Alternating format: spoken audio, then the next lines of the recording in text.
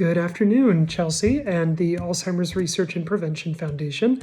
My name is Christopher Norman, and this is my practicum for the Brain Longevity Specialist certification, something that I had been working toward for a little while and finally kicked into high gear in the last couple of months or so. Very glad to be doing this. This is my first video of myself talking about something educational. I have my phone propped up against a loaf of bread here at my dining room table, and I'm going to talk about mental exercise. In my professional life, I am a geriatric nurse practitioner with about 18 years of experience in nursing. And in addition to that, I'm a certified yoga instructor, now currently not teaching, but still maintain a pretty avid yoga practice.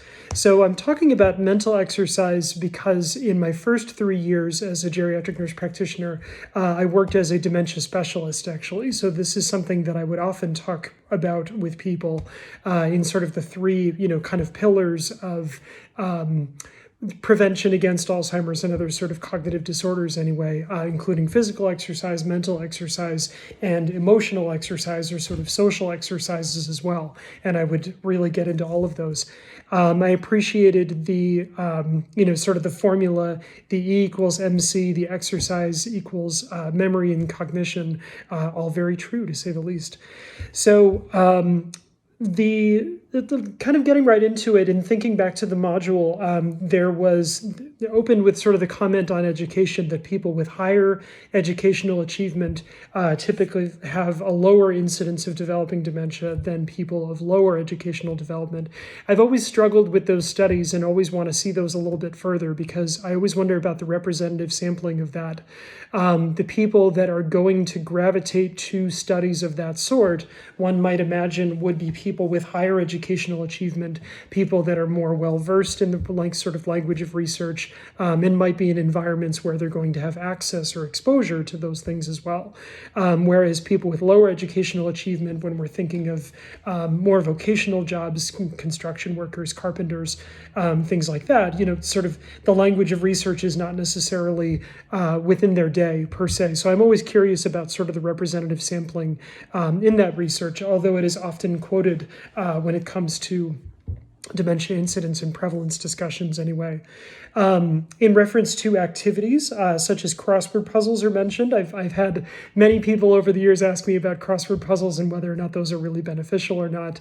I certainly talk with them about how intention and engagement are, can be sort of incorporated, obviously, in those. It takes a fair degree of concentration, some visual spatial to be able to sort of put the letters in and identify, and really you're using a lot of different parts of your brain to try to sort of problem solve and fit in the different words in different places. It is certainly novel. The sensory stimulation of touch and sight being used, the more senses you can stimulate, the better off your brain is and the more interested it is.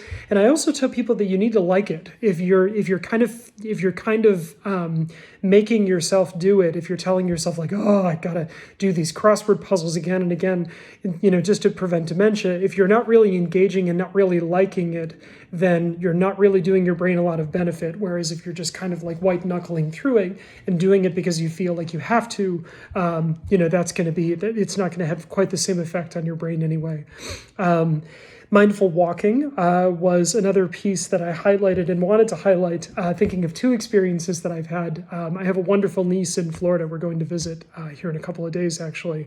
And I remember when she was very, very young, we would go on walks around her neighborhood, and I would we'd be walking the dog and she would spot something. She'd be like, oh, look, a red flower. And I'd look all around and be like, where is this red flower that she's talking about?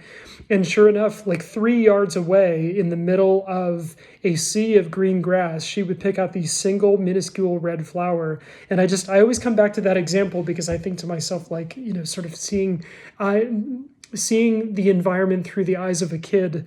And now that I have a kid as well, it's something that I think about a lot and talk about a lot when talking about sort of mindful walking or mindful practice in general anyway. I had an experience just today, actually. I was coming home from a yoga class and it was raining just a little bit outside, and I was walking by a tree in our front yard that I've walked by how many hundreds of times at this point. And I just happened to notice the way that the dew or kind of the rain was hanging down off of the branches a little bit. And in my everyday life, I might just sort of walk by it and kind of smile, but today I actually sort of stopped and looked at it and really appreciated it, looked at the reflection, sort of in the dew and kind of the transparency of it. And it was really just a beautiful moment there. I've always found this at odds too with sort of the idea of multitasking and challenging the brain in that regard too, trying to do more than one thing at the same time, actually. I think it would be very interesting to do a study where you pitted people that were required to multitask versus people that were mindfully walking and sort of promoted to do that sustained attention actually, and then kind of measure their cognitive performance over the course of weeks or months actually, when both of those things were sort of built into habits anyway. I think that'd be really interesting to put those head to head actually to see which one does best, because in my work with older people, I'm often telling people, that multitasking is not something that we want to do, because it's when we're multitasking that we are more likely to get into trouble, more likely to be impulsive, more likely to have accidents, things like falls that can be real deal breakers for older people. So mindfulness and kind of mindful activity in general is something that I end up talking a lot about in practice. And then finally, I wanted to talk a bit about yoga. The particular style of yoga is my mentor, Tony Raposo, talks about the sort of infinite light yoga as being kind of the marriage of the philosophy of yoga with the science of exercise. He was a big exercise buff previously, but as he aged and his practice developed, the type of style of yoga that he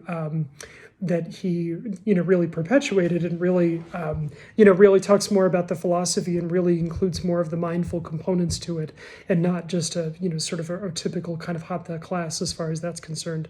So each class actually begins with a centering and meditation, where there's an opportunity to build in pranayama as well, where you're mindfully kind of constructing your body, you're pressing the crown of the head up to the ceiling. You're elongating the spine, kind of rolling the shoulders back and down, and you're sort of kind of preparing the container for the practice. In that, there's just in that process of settling into your space and focusing on your breath, you're decreasing stress, you're increasing focus, so you're downregulating all that cortisol and all those other hormones that are involved there. This is kind of reminiscent back to Herbert Benson's The Relaxation Response, a wonderful book back from, I think, the 70s, actually, for his really foundational research, actually, on looking at meditation and its real value in cardiovascular disease. That was his big thing anyway.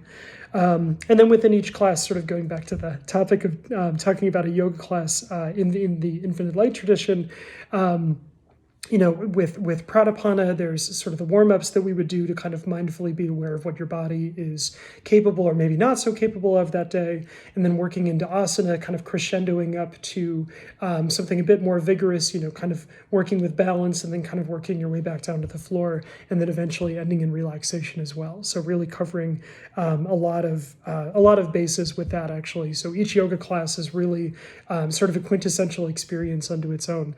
So for this topic today, I've talked about mental exercise, talked about the sort of commented on educational attainment and some of the criticism with that, the importance of mentally stimulating activities, the value of mindful practice, whether it be walking or other form of exercise, and then finally discussing yoga as a comprehensive way to stimulate mental exercise and hopefully to reduce the incidence and prevalence of cognitive disorders. So thank you so much for your time, and I look forward to further interaction with the group.